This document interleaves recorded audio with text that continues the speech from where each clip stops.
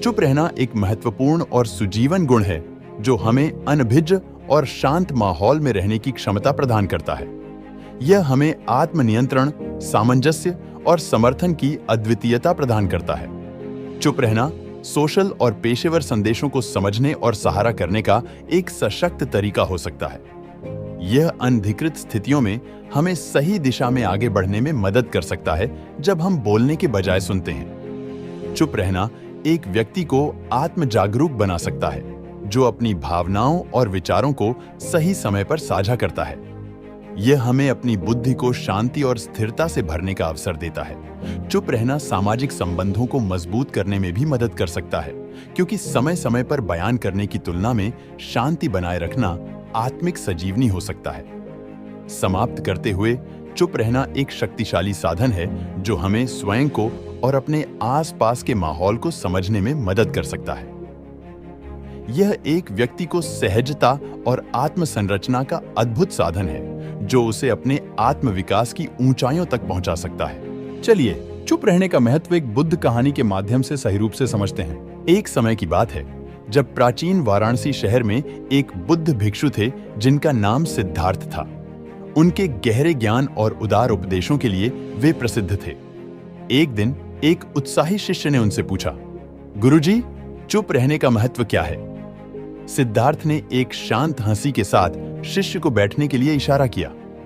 उन्होंने एक कहानी सुनाने की शुरुआत की जो चुप रहने के महत्व को समझाती थी। हिमालय के पादों में स्थित एक छोटे से गांव में एक युवा भिक्षु आनंद रहता था। आनंद उत्साही, कर्मठ और आध्यात्मिक प्रयासों में समर्पित था। हालांकि उसमें बातचीत की एक आदत थी और कभी-कभी वह बिना किसी आवश्यकता के बातें करता रहता था। उसके शब्द एक नदी की तरह बह जाते थे, कभी-कभी अनावश्यक क्षेत्रों में बह जाते थे। एक दिन गांव को एक प्रसिद्ध गुरु के आगमन की खबर मिली। गांव वालों को बहुत खुशी हुई और आनंद भी उसमें शामिल था। सीखने के लिए उत्सुक, उसने गुरु के पास पहुंचकर सवालों की बरसात की। उसने गुरु को जवाब देने का बर्ताव भी बहुत कम किया। आनंद के उत्साह को देखकर गुरु ने एक सीखने का निर्णय किया जो युवा भिक्षु की समझ को आकार देने में मदद करेगा। गुरु ने आनंद को एक छोटे से थैले में से बीज लेने के लिए कहा और कहा, इस थैले में तुम्हें एक हैंडफुल बीज मिलेंगे।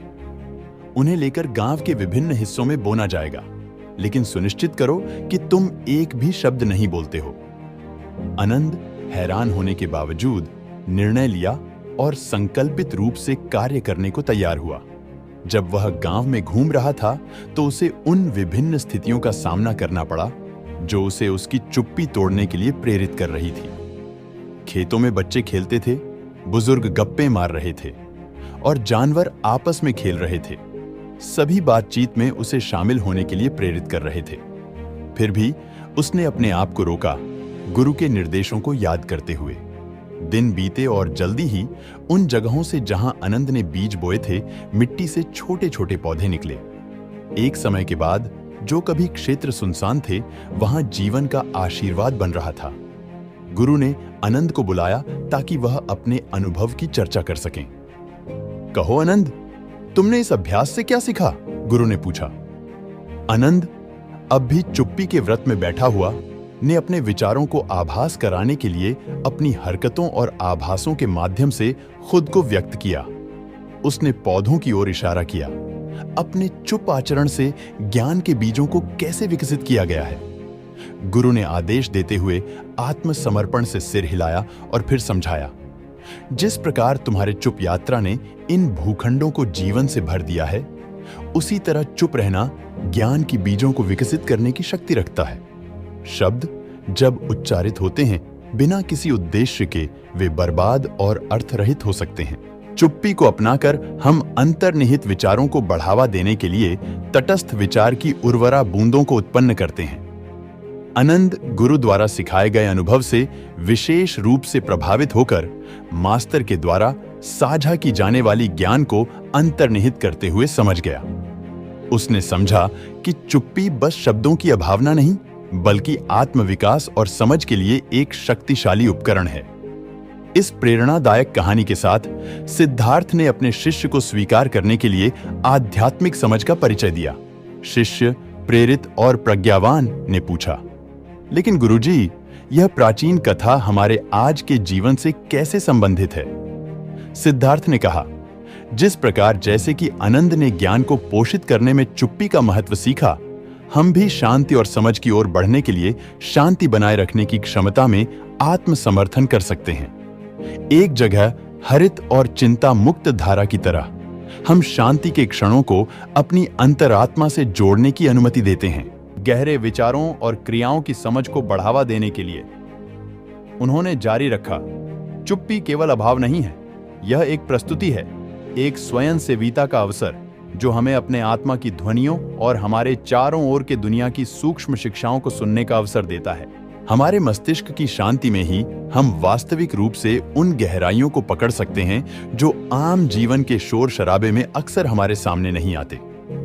शिष्य ज्ञान की यह महत्वपूर्ण सीख के लिए कृतज्ञ सिद्धार्थ के सामर्थ्यपूर्ण कथनों के लिए शीर्षक करके आभारी हुआ, समझते हुए कि अनंतकाल के लिए आगे बढ़ने के लिए चिन्ह के रूप में आनंद की प्राचीन कथा ने उनको उदार चुप्पी के महत्व का शिक्षा दिया।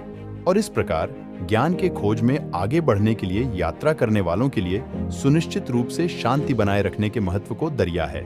इस कहानी का सीधा संदेश है कि चुप रहना एक शक्तिशाली साधन है जो ज्ञान और समझ को विकसित करने में सहायक हो सकता है।